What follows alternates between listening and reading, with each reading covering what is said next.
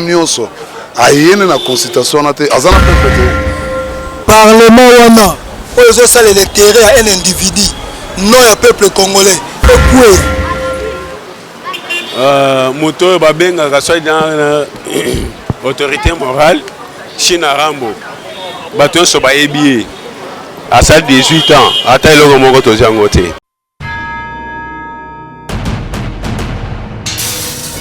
balebi na bengi apere na bengi omere s'abonner massivement wapi Recam TV Monde, Recam TV Monde. Voilà, endo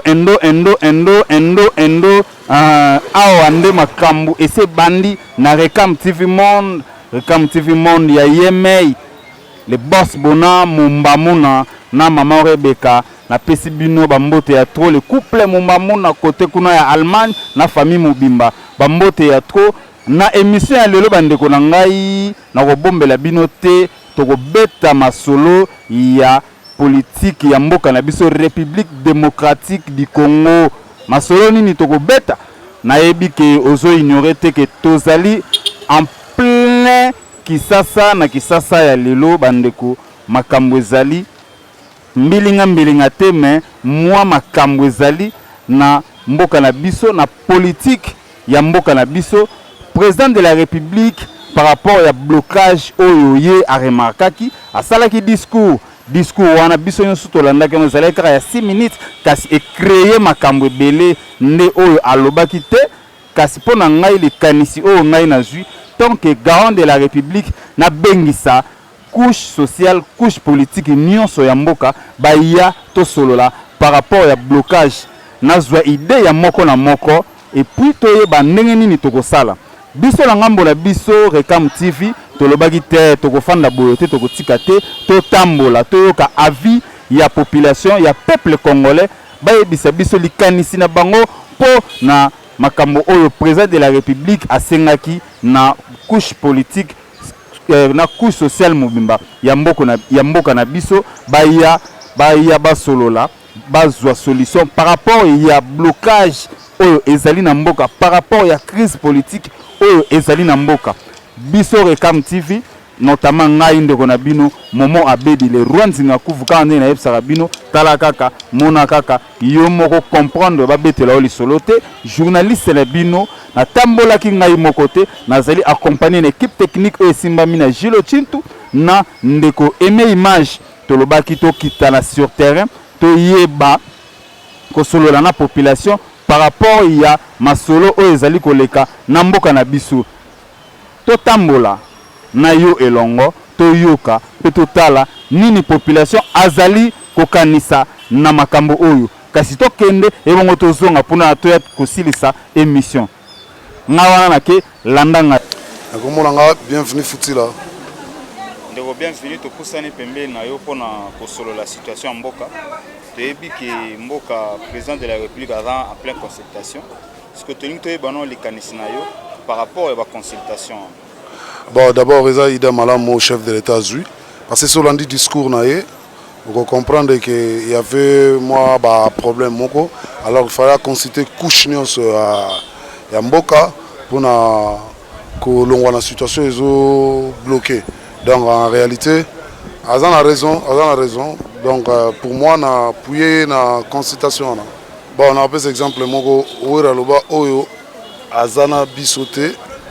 Oyo aza côté na biso azana bisoté donc o nyonso ayene na consultation na te azana peuple te donc alingine peuple te donc oyo aye donc azana souci à peuple donc c'est ça bon ce qui d'abord peuple congolais eloko azelaka liboso azwango eza chef de l'État Félix ben ce ko tali déjà makanisi kotala mutu kotala ba propos makamna lobota makanisi na ye omona ki loko malamu ezali na kati ya mutu wana ikubima donc tous attendent tous à la patience et l'eau malamu parce que l'eau liboso ba congolais ba boss na raison que chef de l'État a dédié déjà mboka na maboko nzambe mais surtout ça la martyr donc l'eau mon côté diable ko sala ezanga ko bima na poisa donc déjà l'eau ko na sala ils ont déjà tous attendre na makambo bien après consultation to sepela biso peuple congolais to récupérer na mboka na biso à 100% et puis to vivre bien. Moi, je Justin KBA, na Kisasa, na Congolais. Non, moi je pense que les Kanisimo Konjamboka joué et ton disem de na boigna à peine à sagesse délai. Il y a pour réunir bande konae. Bactère non seulement politique mais touche surtout la population. Si na bateau à niveau assez ayo comme Kanis na bango pour na kotambo samboka. Je pense que ma baisse a été. Parce qu'on a pas de consultation. Pour na ba oyo ba boy ko ya ezali bateau na lobaka bazwa politique lokola COP na bango. Ata saka commercial na chika salaki scientifique mais lokola politique ndé comme COP yaye pour me bato basila kana este bato basila kana Kasai na ko créer ba dossier ya lokuta ya ba kamwena sapu ya banene po ya ringe. Pour comment se fait que yo za congolais ba bengo to sorola yo boy. Alors kende ko locataire mususu tika ba congolais ba vivre na terre na bango. Mais tant que balobi déjà que bako créer union sacrée, gouvernement union sacrée. Ce n'est pas pour rien que qui couche sur la population, maman maraîchère, chégué, musicien, comédien, malgré tout le monde qui est politicien, qui va dénigrer les artistes et comédiens. Or, parmi les artistes, il y a ceux-là qui ont beaucoup étudié. Les cas peut-être Ndeko Elombe. Même Ndeko politicien qui ont indimité à Tanguy Koleka Elombe. Bolole pas copé Sayo Boigna. Donc moi je pense que même yo mo panzi sango même ba onyo swazo de kande ko na biso to benda pusu azali toujours important quoi. Donc ba politicien ba zo mokilo ya bango te ba kangango en otage pour na bango. Tant que ba bengi concertation. Donc c'est qu'il faut s'attendre na makamba malongo ko za la paix yango. Ce qui malongo ko za la te to ko sanctionner bango. Comme on a eu monsieur bienvenue Makai. Bon, quant à moi les Kanissinangai ezali par rapport à la constitution nationale au chef de l'État initié, c'est une bonne idée. C'est une idée qui bien encourager Guyango. Pourquoi l'encourager Guyango?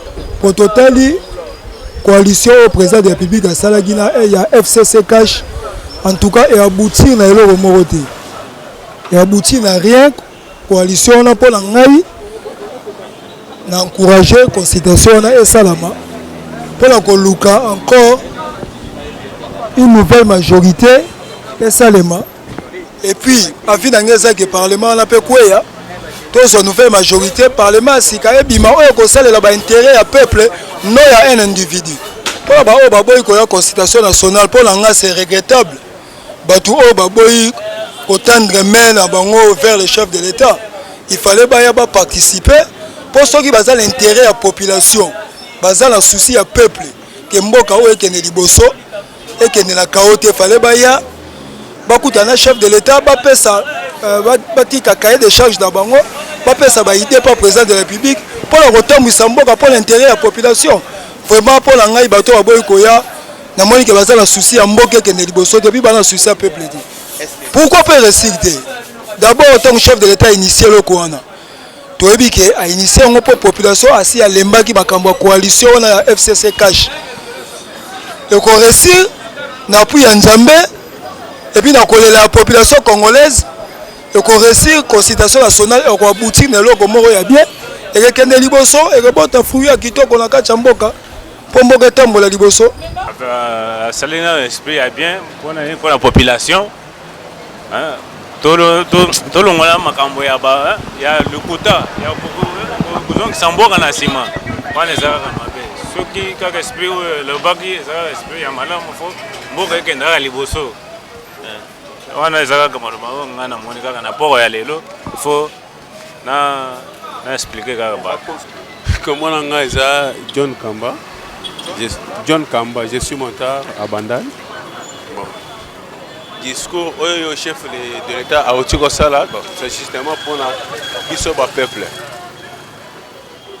donc ceci na eza que biso ba peuple tout ça la bien tout vivre bien que ba en politique mususu ba kota na politique pour na ba bien na bango moko pour ba vie na bango na bana na bango mais c'est moi so ya koti a raisonner pour na ba tout oyo ba na simana yete c'est moi pour na bien na yemo alors et c'est pour cela chef de l'État a sali loko moko ya très capital la consultation pour à consulter bango donc en politique nous sommes liboso chef de l'État il y a liboso koya na combat ya parti na ote ya kana combat peuple. Parce que c'est nous les peuples qui fait donc la fidélité de chef de l'État.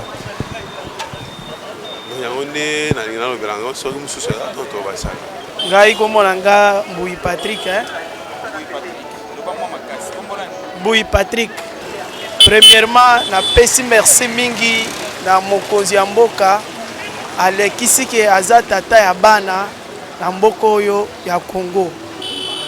Esengo na ngai mpo na consultation ya chef de l'État eza bien puisque a consulté bato nyonso a écarté mutu ata moko te abengi nde bato nyonso baya lokola silisi akomi déjà pene na kosilisa consultation na ye nalobi boye atala ye moko ayebi ntango abengisi bato ayebi oyo ya mabe na oyo ya bien alongolo ya mabe atika ya bien nde oyo tozozela na discours na ye yanga yangwana susi na ngai eza ke chef de l'État ntango akolinga kopesa solution na makambo consultation na ye atala oyo ya mabiso biso peuple tozalaki na kati wana toyebi oyo basololi na bato na ye bongo nyonso abanda obengisa te ye moko ayebi atala ya mabe alongola ya mabe atika ya bien nde oyo tozozela biso peuple congolais.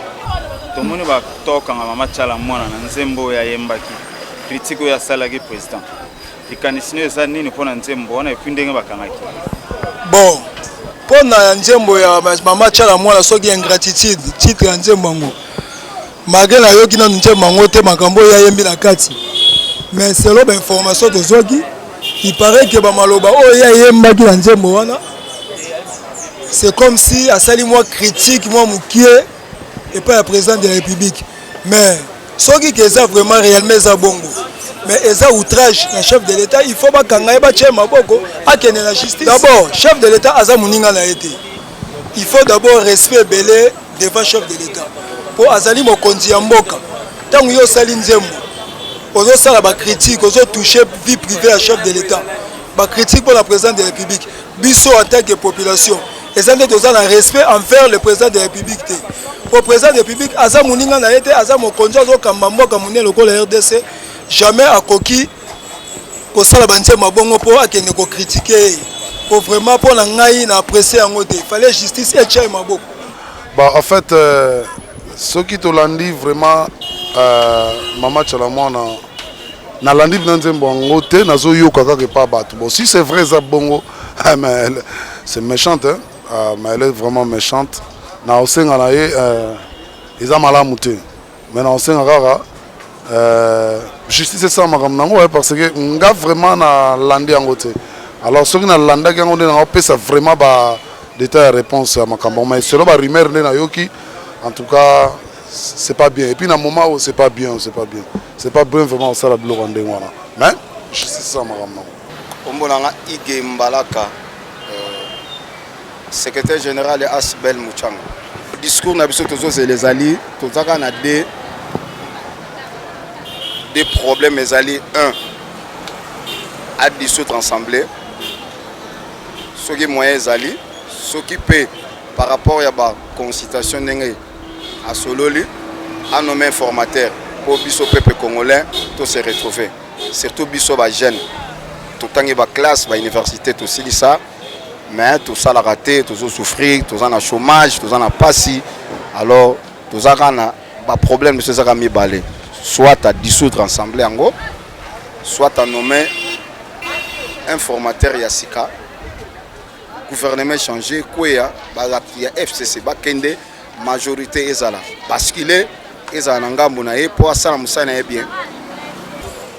Na intention nini pour ça la ngo. Moto babenga kasoi dans autorité morale China Rambo bato so ba ebi à ça 18 ans ata eloko moko tozi ngote de 1 eloko liboso na lingina lo ba ezaboy asa si banzela awa azu banzela wana atie na 5 chantiers tam pouvoir na esili banzela pe esili tozi ata eloko moko te exemple mo so ke na Kambela na mita o nautika mais so batalinga bien na na basalté na nautika mbela donc moyen mituke les gars exaté moyen batu pe ba les gars exaté baselini il faut mai ekauka basalini ba les gars na bango donc moto wana ayibi bambongo ebele asali kutu makambo ebele na mboka oyo mais Fati bon asali soki 2 ans soki 3 ans bon azobundaka mpo abongisa moko mais bango bazobundisa ye kaka mpo na nini il faut bayebisa na moto wana temps asala soki akoki te oyo akoya totala epe soki bango nyonso wana bakoki te tosanga ata bamindele bango moko baya kodirige biso parce que boye esa bien te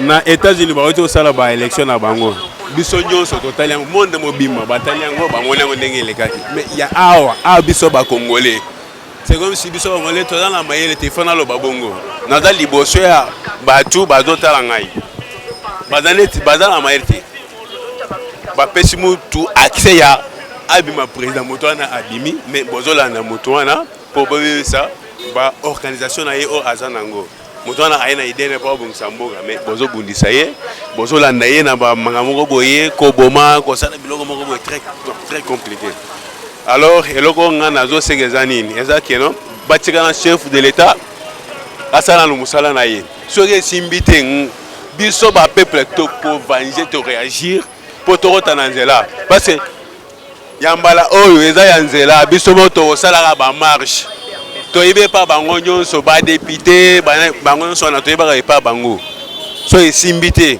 baprojet nyonso oyo chef de l'état alancé so tomona ata eloko moko te wana bomona biso mabe te tokosala oyo motema na biso elingi discours nini population nzela discours aux populations à cause de l'école bien. Moi je pense que Parlement actuellement, Parlement n'a servi le peuple à rien.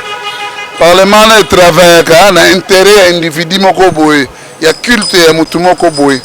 Prévenez bozomo na ba comportement na bango, ya ba maman mabunda, ya ba papa tambe mwamba. Ba parlement ba qui sont pour, qui sont contre to boyi yango. Ba parlement oyo, ceux qui faut pas voter loi.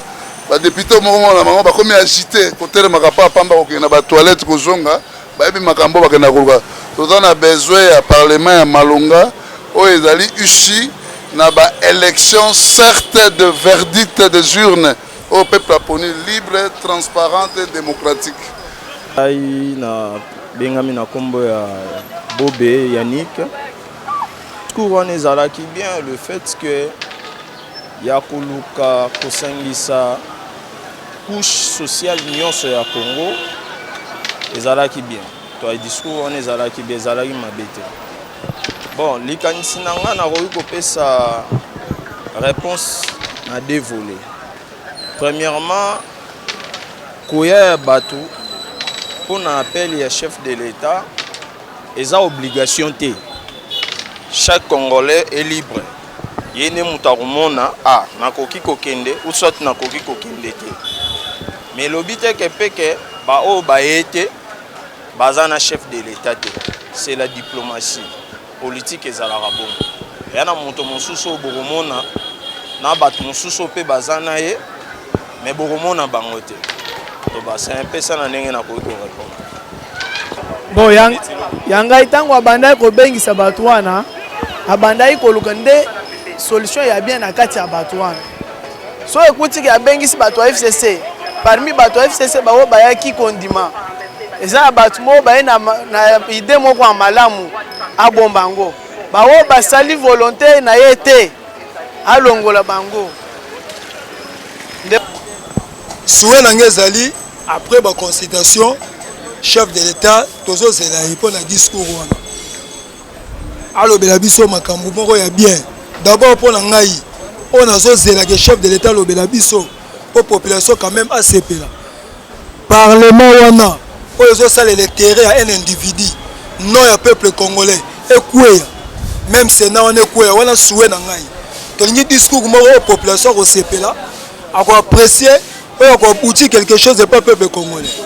On a eu que discours à Mukonza Mboka Kolandaye le 27 mars dernier na o nazo zela donc on a eu que nazo tozo zelo eloko malamu o na to zela biso nyonso peuple congolais vie zo changer donc nazo mona message moko ya bien ya paix ya kimia et o ekobima pa na yo. Discours à présence à bien, ils avaient le robisson notre nazo zelango na mutema moko.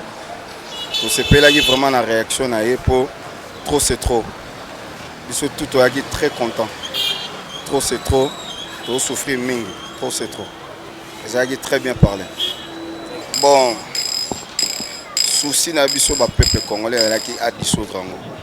Par rapport ya banjango ne to moneli bon. Kola pe azali papa oyo azana bureau bazo réfléchir très bien. Alingi ya solola na batutu aye balikanisi ya moko na biso ba peuple congolais anine. Mais souci na biso pena ba peuple congolais a dissoudre. A dissoudre. Bon, on a ndenge pe a même on a deuxième volet. Toujours c'est la réaction na eu ndenge alobaki le 20. Mais réaction na eu za la pona biso peuple to sepela.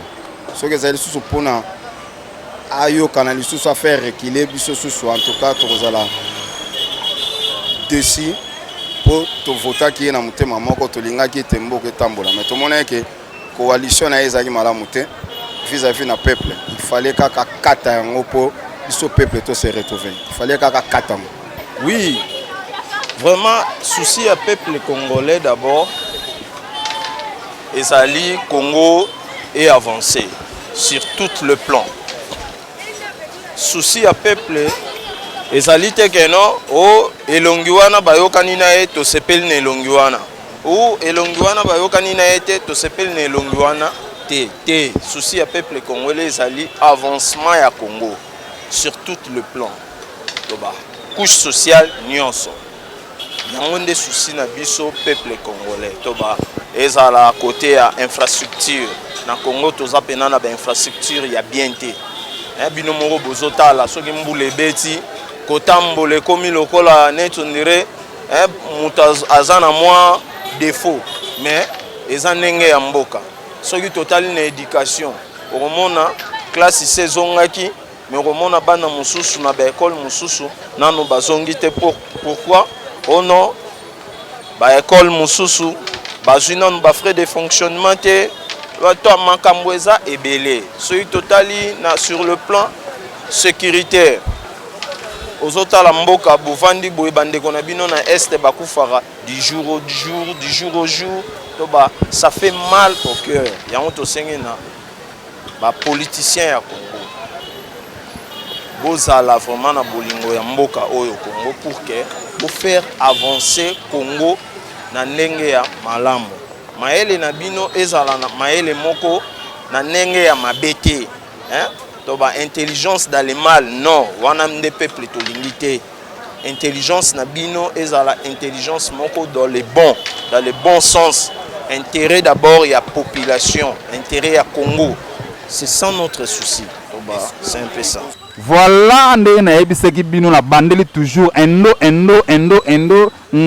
awa nde touti kotambola tomoni toyoki ba avis ya population ya peuple congolais par rapport à la consultation au chef de l'État à lansaki peuple a lobby ngai te mutuna lobby ngana tuni motuna population a répondre ngai kozwa ngai mabete ko kanela ngai te pe na moni likambu ya mabete pour peuple à s'exprimer à lobby o ezali kati na ye o ezali motema na ye o peuple azali kozela pona ba consultation oyo après ba consultation ekozala nini yango nde population a lobby kasi ngai loko na koloba na mboka oyo tomona eloko moko te échange est-ce que ba consultation oyo yango nde ekoya ko mema eloko ya bien na mboka ngai na tuni kaka yo place ozali répondre ngai tokutani prochainement na masolo ya sika pe na ba invité ya sika tokozala wana après discours ya chef de l'État tokozongela bino to ko talisa bino